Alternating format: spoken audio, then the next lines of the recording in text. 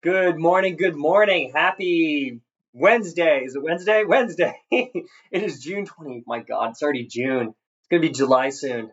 Holy mackerel. Anyway, happy Wednesday, everyone. Today we're going to be talking about six red flags to look for in a job interview. Now, this is very important. I thought this was going to be a little bit creative today. So, six red flags you should look for into a job interview and how to uncover them, which is very important. What questions can you be asking so you can do your own research, or questions you can ask in an interview to uncover if this is the right company, the right fit for you. So, I thought very, very important. Um, by the way, just a few like side notes. So just got back from Seattle, got to see Blink 182 in concert. It's like a dream come true. That was during my generation, like 90s and high school and everything. So love that. Me and the fiance did a boat trip. Really, really fun. Got to say shout out to Seattle. Wow, beautiful city, amazing. We got also really great weather there. I know that's not common, so we got very, very lucky. So it's good to get a break and recharge the battery. So let's start with number one. So these are some things that you can do to help prepare yourself because the interview should be a win-win scenario. They are interviewing you, they have a position that they're offering that they're willing to pay and put significant investment towards, and you're fulfilling that need. But you have to also make sure that this company is right for you, that it's a right investment for your time and energy. And I understand in certain situations, so like, hey, if money's a big essential thing right now, and it's in dire circumstances, sometimes you get what you can get. If you have enough bandwidth, you want to make sure you invest smartly into the right company. That's instead of like you're just getting a paycheck, you're also getting the right brand behind you, the right skill sets, the right tools, the right know-how, the right leadership, things like that that are worth the investment, for your time and energy too. So you're not just getting a paycheck. You're getting a lot more that is going to pay dividends down the road. Okay, so things to think about. Let's start with number one. First red flag that you should be looking for: leadership. Leadership or lack of leadership in the company. Okay, very, very, very important. It all starts with the leader. I was talking about this with actually a friend of mine the other day. We were discussing what's the most kind of important things with a company. And, he was talking about kind of the product. What's the product? And I was like, actually, I think it's the leadership. Everything stems from the leadership. And a lot of, like, say, venture capital investment companies, even if if they are like investing in a company and the product sucks, right? And they know it. Sometimes they invest in the leader, and they'll like put a different product in front of him because they know the leader is going to be carrying the torch and take the company to the next level. So to me, it starts with the leader. And some things you should be looking for in leadership, some basic things. Number one, do they have drive? Do they have vision? Do they have the work ethic? Do they have also, very important, integrity? Do they have good ethics? Right? Do they do the right thing? Okay. That person's energy and his vibe and his character is going to set the company culture, and it's going to permeate the entire company. So you want to make sure that this person's got those things. They should have some level of business acumen, even the basics. They don't have to be the best person ever. For big companies, yes, they definitely do. But for starting out as a founder, as a leader, depending on what company you're going for, do they have that basic business acumen? Do they have vision? Things like that. If you look at different companies, there's some companies where the person's like super social, they're the best salesperson in the world. Other companies, they're majorly into operations and metrics. Okay. Ideally, you find somebody who's kind of in the middle there.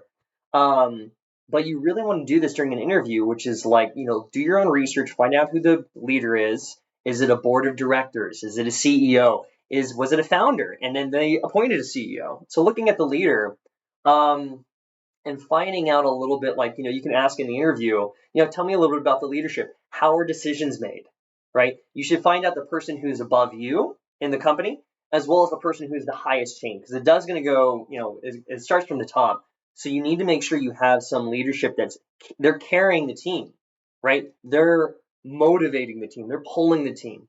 Otherwise, is it really the inmates running the asylum, so to speak? So find out that leadership. It's very important for setting the pace of the company if it's going to grow or not. Second red flag you should be looking for. Now we go to the product. Okay, now we can go to the product. So the product, very important. What is the product? What is the service? Is it relevant in the current marketplace? Now, here's the thing. It doesn't have to be the best one out there. A lot of times, a lot of people obviously it makes your life a lot easier if you're promoting or working with a company that you know in your heart is the best one out there. It's great. That not everybody's that lucky all the time. So some things are you have to make sure that is the company, if you're talking in the interview, are the people that you're talking to, the interviewers, are they sold on the product and service? Okay. Is it something that they would use? If it's a easy consumer good, are they using it? If it's something that's like a B2B, business to business, or something that's for other companies, is it something that you feel, I'd love to hear a little bit more about the product, right? Is it something that they are excited about themselves, like they believe in, they can get behind? If you find out the people that are in the hiring panel are not really into their own product, that's a huge red flag in my group, especially if I'm trying to work as a recruiter or a salesperson or something like that. I'd be very concerned. So make sure the product is good. It will benefit people. It's something that you can believe in, but also the people that are interviewing you also believe in. Okay. Number three. Number three. By the way, I always have my coffee. And if I always look a little disheveled, it's because this is kind of one of those things I do in the morning. This is kind of like a morning. I enjoy it. It gets kind of, gets me into the day. And so I always look like I just got out of bed and everything. So, by the way, that's kind of why. Number three, lack of growth. So growth opportunities. You need to be very, very aware of the growth opportunities. This is a very easy question that you can ask at the end of the interview. What does it look like for advancement? What are some different growth opportunities within the company? And you want to find out examples, concrete examples of people, and also how long it took them, right? One of the companies I talk about, clients I work with, I talk about, hey, we have somebody who started from entry level and is now their head of operations, and they did it in 1 year because they showed success after success, and these were the benchmarks they made to get there. So you want to be looking for something similar of what is the growth path for people. If people have joined this and this is a startup over like 3 years and nobody's moved in their positions or gotten promoted or switched roles or anything like that, it is a little bit of a red flag for me. And you have to understand why that is. Okay, if their inability to promote people or to even move people to the right position, sometimes somebody starts in something and then they might be better off somewhere here. Doesn't mean they got fired, but it just means they shifted. Ideally they're going up the career path or something that they want to be in. You want to look for those things. How do they measure success, and what other people, like how fast do they go up through the ladder? What does it take for them to get to the ladder? You don't want to be, there has to be some process to look at that. Okay. So number four, I think we're number four. Yep. Poor training or systems. Poor training or systems. This is so important where I've been in a lot of client companies where there's no systems at all. And usually when I've had that, I'm the one creating the system. So in my past, I've been like in certain companies I get hired and I build the whole department and I had to create the systems. So you want to look at the systems for training, and an easy indicator of this is to ask, can you tell me a little bit about what is when somebody starts, what does it look like for the first 90 days? What are the expectations? Or you can ask, what is the onboarding process, right? If they have those things in place, it's kind of a good indicator like, okay, they have some systems in place. If I was in sales, for example, I would be like, what is the sales training like? How do people become kind of the top 10% of of salespeople in the company? I want to learn about the process for taking any individual from a starting point to a success point, and I want to know what that is. So knowing the systems or the training, very, very important. And a lot of big companies, this is the big thing with a big differentiator when you're joining a big company versus a small company. Usually big companies have a lot more very good processes in place. And which is why if you're an entry-level person or you're somebody right out of school, I would recommend probably joining a bigger company to start off. Not always a startup. It depends, follow your own intuition, but you will learn probably a lot more if you go into a bigger company because they have those systems in place. All right, number 5. Next red flag, no company culture. Okay. There's no company culture. There needs to be some level of a company culture, some kind of personality that the company has. Okay. You can think of different ideas of this. REI has a very distinct outdoor company culture.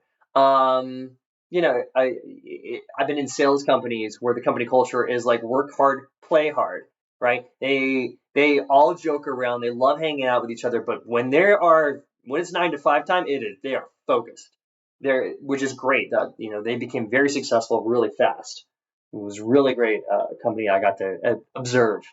So you want to make sure to have a good company culture. And right now, a lot of people are screaming for that because of the whole remote or hybrid lifestyle. So you want to ask maybe some questions. Tell me about the team. How does the team get to know each other? How, do you guys have certain events? How does everybody interact with each other? How is there cohesion? Cohesion? How does how do you guys create synergy within your teams? So asking like something like that. If it's really a remote company where nobody interacts, play it by ear a little bit. I would definitely. I work with different remote companies, but there's still like sometimes daily, weekly, monthly, quarterly meetings. There might be a retreat once a year for kind of like, some of the core people. So you want to make sure there's some kind of company culture. If it's in person, if it's you're going to the office, right? Do people go out to lunch together? Do they have that, the beer 30 on Fridays? Little things to like, get to know your colleagues. Very, very important. All right, number 6, our final one. Okay, this is that big one actually that I feel like a lot of recruiters or people just don't look at. Retention rate. You want to be looking at the retention rate. Very important to look at. What is the retention rate? Retention rate is like, say I had a company of 100 people, right? A year from now, how many of those people are still at the company, right? Retention rate is their ability to keep good talent in the company. Okay. If I have a company that they hired a ton of people, but the retention rate was like nearly 100%, it's just a revolving door. It means that they're hiring fast, but they're also either firing fast or people are quitting fast. And so you need to understand why that is. Why is that happening? Why can't they retain good people? Okay. So how do you find this out? Well, there's a lot of different ways that you can do it. Sometimes it's public record. Sometimes it's on there's different stats on LinkedIn. An easy way to do it is to do the online reviews. When you're looking at Indeed, Glassdoor, things, you can look at those reviews. Now, take it always with a grain of salt. Usually only people that left in a bad way give the bad reviews, obviously. A lot of people who are currently at the company or positive don't always get reviews. And this is the same with any type of reviews you find. You can ask during the interview, what is the average tenure of, the employees here, right? And you can ask that, like, what is the average tenure? And how you can also like put it into a stacked question. What is the average tenure? And how does somebody grow within the company? So that kind of actually tells you what is the retention rate and also growth opportunities. So you can ask questions like that, but it's very important to figure out the retention rate. Same thing. So how do they retain things? How are they growing? Just to go back, let's talk about, so you're looking at leadership within the company. You're looking at the product itself. Will it benefit people? Can you get behind it? Can you believe in it? Is it trustworthy? Does the staff you're going to be working with, do they believe in it? And trust me, if that is not there, yeah, man, it's going to be really hard for you to prosper in this company as well as the company itself to go the distance. Looking at growth opportunities, looking at training and systems, looking at company culture, and finally retention rate. You want to be looking at these things, all at the same time. Ask a few questions when you're in that interview process. It's always better to do your due diligence before. when you're looking for jobs, obviously, head down, keep applying, keep, interviewing, keep networking, use the tactics. If you don't know any, I've given a lot of other videos, certain tactics that you can use to get a job way easier, but make sure that you're doing your research. When you get the interview, make sure it's a two-way street. They are interviewing you, they're providing a job. So, be thankful about that. That's great. But also, you're interviewing them, and that, you want to make sure you're putting your investment of your time and energy into the right place that's going to be the catalyst to launch you to the next level of success. Okay? Hope that was helpful.